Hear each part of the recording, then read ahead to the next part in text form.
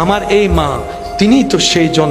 আমি যখন বিছানায় শুয়ে কান্না করতাম, এক এক বাচ্চার কান্নার আওয়াজ এক এক রকম, কিন্তু যিনি মা তিনি বাচ্চার কান্না শুনে বুঝতে পারে কোন বাচ্চা কেন কান্না করছে, কোন কান্নাটা প্রস্রাব করার কান্না, কোন কান্নাটা ক্ষুধার কান্না, কোন কান্নাটা পেট ব্যথার কান্না।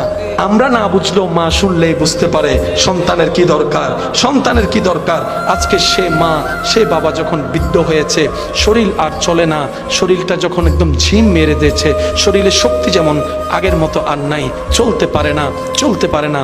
সন্তান বলে আজকে আমার মার জন্য বাবার জন্য আমার করার পালা, করার পালা, করার পালা।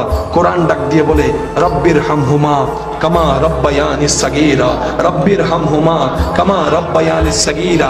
মূল নির্যাস হচ্ছে আল্লাহ বলে তুই যখন ছোট ছিলি তোর মা বাপ তোর জন্য করেছে, এবার তোর মা বাপ যেহেতু বুড়া হয়েছে, তুই যেহেতু উপযুক্ত হয়েছিস, এবার তোর মা বাবার জন্য তুই আরো 10 ডবল করার চেষ্টা কর। সুবহানাল্লাহ।